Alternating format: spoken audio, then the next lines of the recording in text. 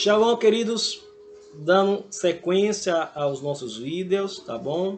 Estamos aqui falando sobre aquele momento de renovação que acontece e agora vamos entrar no que nos importa realmente, tá bom?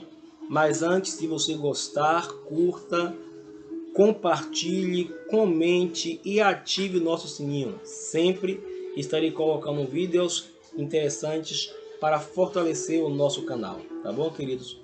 Mas vamos lá. Eu falei anteriormente sobre o período de renovação, o período de crença na presença, na atualidade dos dons espirituais.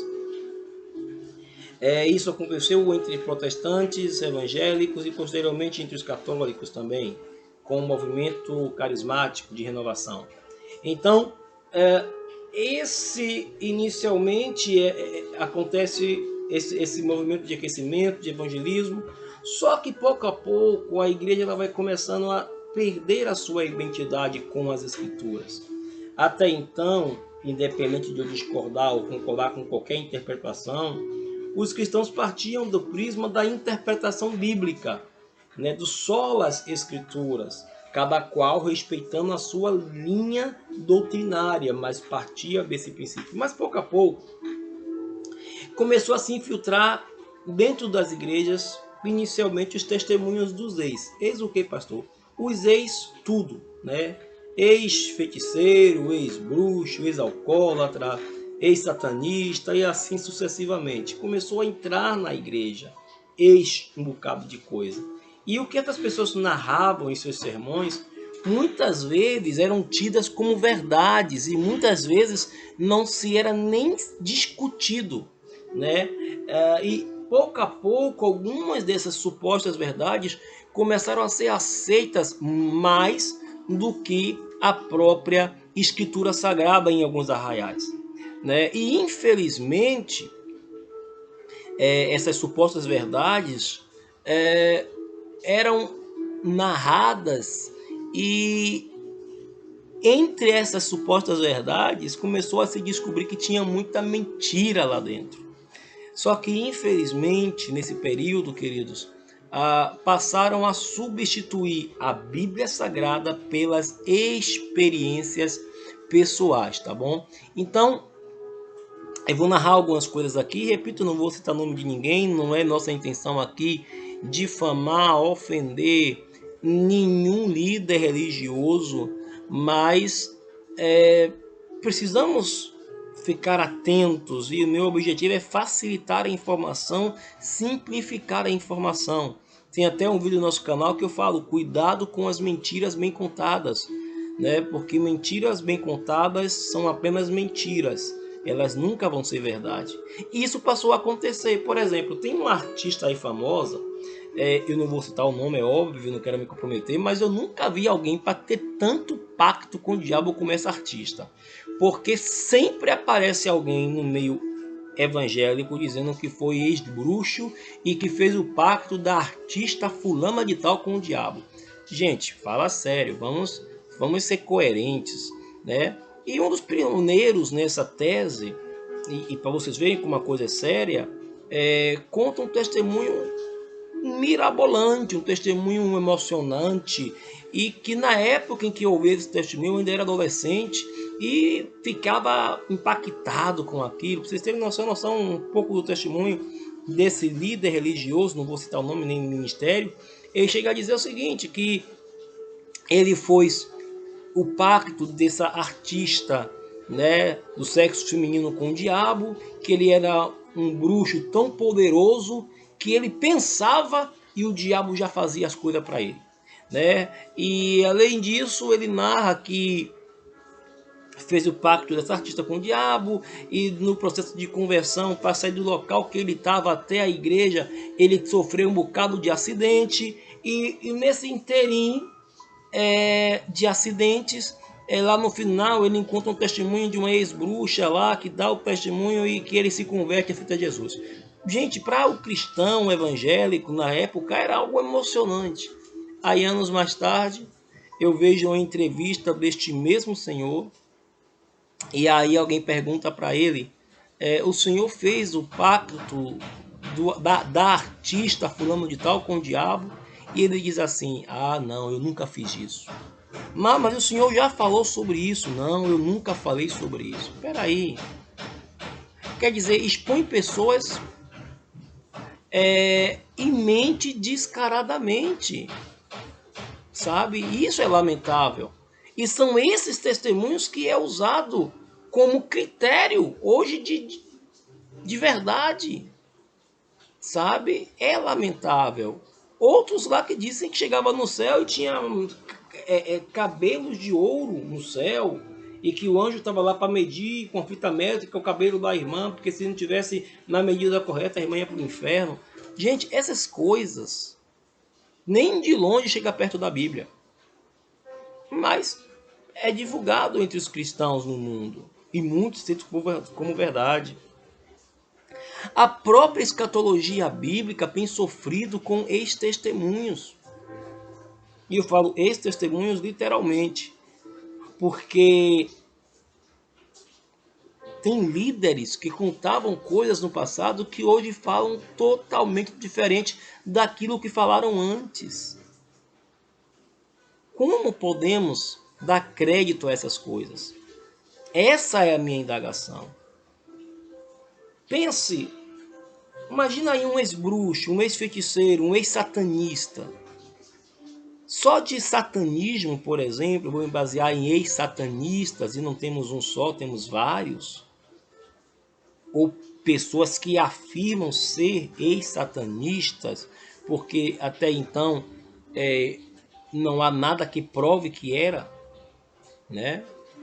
Mas o ex-bruxo, qualquer coisa. Só de satanismo nós temos no mundo pelo menos 3 correntes centrais. E cada corrente alega uma coisa. Cada corrente afirma um tipo de pensamento, elas não são unânimes. Elas têm divergências, até mesmo na hierarquia do inferno, elas são divergentes. Fora as outras correntes, tem até corrente satanista no Brasil que diz que o diabo é bom. Nós temos até, ficou muito famoso, a história do Papa do Diabo no Brasil, que afirma que o diabo é um sangue bom. Então nós temos hoje várias correntes, e essas pessoas quando vêm para a igreja, elas passam a contar as suas experiências dentro dessas crenças, e tudo que elas trazem para a igreja são aceitas como verdade. E isso é preocupante, gente. Por quê? Porque a verdade da igreja é a Bíblia. A Bíblia é a palavra de Deus. Sabe? Nós não temos como fazer uma análise escatológica, uma análise coerente, baseado em experiência de pessoas. Por mais honestas que essas pessoas sejam, por mais sinceras que essas pessoas sejam, não quer dizer que elas estão falando a verdade. Elas podem simplesmente estar repetindo mentiras que lhe contaram durante gerações, acreditando que aquilo é verdade. Então temos que tomar muito cuidado, queridos. Então a sã doutrina inicialmente começou a ser substituída por essas histórias, experiências pessoais. Aí pouco a pouco, como se não bastasse, os cristãos começaram a evoluir, digamos assim, e alguns grupos que não tinham acesso à universidade, à faculdade, começaram a ter acesso. Enquanto o grupo histórico já tinha acesso à faculdade, à universidade, e conseguiam manter com equilíbrio a sua fé e ao mesmo tempo o conhecimento científico, outros grupos que não tinham acesso começaram a ter. E aí, infelizmente, começamos a substituir as filosofias seculares, começamos a substituir a ideologia humanista pela palavra de Deus. Começamos a dar crédito a Freud, a Platão, a Aristóteles, Sócrates. Começamos a dar crédito à teoria da evolução, começamos a dar crédito a tantas coisas, a tantas pessoas, a tantas teses científicas e esquecemos da palavra de Deus. Para muitos de nós, discordar da ciência é uma blasfêmia, mas discordar da Bíblia não tem problema, a Bíblia é um livro antigo, sabe? E aí começou a surgir, a se infiltrar na igreja por um outro lado, o lado da razão, também heresias no nosso século, século 21. Então, as heresias elas já existem desde o primeiro século, é verdade, mas continua se propagando e tomando cada vez mais corpo. E aí, a partir daí, surgem novas doutrinas, não mais doutrinas bíblicas, mas doutrinas baseadas no conceito humano, na conceituação humana, humanista, né? Partindo do critério da neo-ortodoxia, que afirma que a Bíblia torna-se a palavra de Deus, partindo do princípio dos grupos que afirmavam que a Bíblia contém a palavra de Deus. Esses dois grupos dão ao homem autoridade de interpretação. E nós entendemos que a Bíblia ela não se torna, a Bíblia não contém, a Bíblia ela é a palavra de Deus, a inerrante palavra de Deus. Então o texto fala por si só. Mas nesses grupos onde diz que a Bíblia torna-se ou que a Bíblia contém, cada um começa a fazer a sua própria interpretação, a sua própria investigação pessoal, não é investigação bíblica, é investigação pessoal, e dar aos textos o significado que cada grupo quer dar. Chega ao ponto, isso está na rede social, não vou citar o nome do líder, não estamos aqui para atacar ninguém, mas com muita tristeza, eu preciso narrar fatos. Chega ao ponto de eu ver um dos homens que eu mais admirei na minha história cristã, uma pessoa que eu admirava muito, respeitava muito, muito mesmo. Chegou ao ponto de eu ver esse homem dizer em entrevista que o problema da igreja é a Bíblia. Mas já viu um negócio desse? Que o problema da igreja é a Bíblia, é a teologia sistemática. Gente, que evangelho é esse? E muita gente aplaude, pô, é verdade. Não, não é verdade, gente. A Bíblia é a solução para o mundo. A Bíblia é a inerrante palavra de Deus. Sabe? E hoje a gente vive assim um evangelho que não tem nada a ver com as escrituras. Cada qual traz uma ideia nova, traz uma roupagem nova, sabe? Antigamente tinha divergência doutrinária? Tinha, mas eram divergências respeitosas, porque havia sinceridade no coração daquelas pessoas que divergiam e todos procuravam interpretar o texto sagrado com a maior sinceridade possível. Mas hoje não. As pessoas simplesmente interpretam a Bíblia a bel prazer, sem temor ao Senhor, sem se preocupar com o texto, importando ideias fora da Bíblia para justificar e usar textos bíblicos para respaldar essas ideias. E aí nós criamos uma teologia humanista, que eu vou fazer um vídeo sobre isso, o humanismo na igreja, sabe? Totalmente distante dos conceitos. Aí eu chego hoje na triste realidade de ver uma geração de cristãos se atacando mutuamente, se degradando. Pessoas que usam pessoas supostamente endemoniadas para ofender outras pessoas, outros líderes. Gente, isso não é cristianismo. Temos que nos despertar. Sabe? Então, assim, a priori, essa série de hoje é um alerta também para voltarmos às escrituras o quanto antes. Sabe? Seja todo homem mentiroso e Deus verdadeiro. A Bíblia ela não volta atrás. A palavra é inerrante, a Bíblia não volta para si vazia. Os que os homens narram pode ser uma grande mentira. O nosso critério de perspectiva, de julgamento, de observação não pode ser a opinião de homens, tem que ser a palavra de Deus. Tem que ser aquilo que foi deixado por Jesus e seus legítimos apóstolos. A Bíblia é cristocêntrica, de Gênesis a Apocalipse, para nós cristãos. Então, queridos, eu peço a vocês, tomem cuidado. Tomem cuidado com toda doutrina que não está nas Escrituras. Tomem cuidado com todo testemunho, porque infelizmente as pessoas estão narrando coisas absurdas por aí. Eu lembro de uma das experiências mais marcantes que eu tive na minha começo de juventude. Foi quando eu fui para um determinado lugar e nesse determinado lugar alguém disse: Jesus vai chegar entre nós.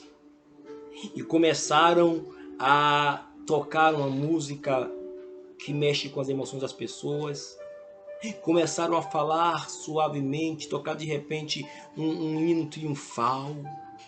E ele disse: Jesus está chegando entre nós, está montado no cavalo branco, lá de Apocalipse. Na sua coxa está escrito: Rei dos reis, Senhor dos senhores. E começaram a aclamar: o rei está chegando, o rei está chegando. Abriu-se um corredor e de repente um homem lá na frente disse: Ele está entre nós, Ele está entre nós, Ele está entre nós. E o povo começou a chorar compulsivamente, muita gente caindo no chão. E eu vendo tudo aquilo, observando tudo aquilo, alguém me diz: Eldo, vem cá, olha o que está acontecendo. E eu olho para o chão, eu vejo uma pessoa deitada no chão lá, espatifada lá no chão. Não estou aqui entrando no mérito se cair é ou não de Deus. Eu estou falando dessa situação específica. E quando estava lá no chão, alguém disse: irmão, você não sabe o que aconteceu? E eu fiquei assustado e disse: me conta, pelo amor de Deus, o que foi que aconteceu? Tá vendo aquela mulher? E aí eu vi a mulher lá deitada no chão e eu achava que a pessoa tinha passado mal de repente, não sei. Eu disse: vendo aquela mulher? Eu digo: sim, o que, que tem ela? Me fala. E aí, olha, o cavalo de Jesus passou ali, Jesus montado no cavalo branco, ele passou no corredor, e quando a mulher se encostou no cavalo de Jesus, o cavalo deu uma patada nela e ela caiu no chão. Gente, pelo amor de Deus. Aí anos mais tarde eu descubro que nada daquilo era real, porque o mesmo líder que estava ali posteriormente posta um vídeo dizendo que mentia no altar, dando um testemunho.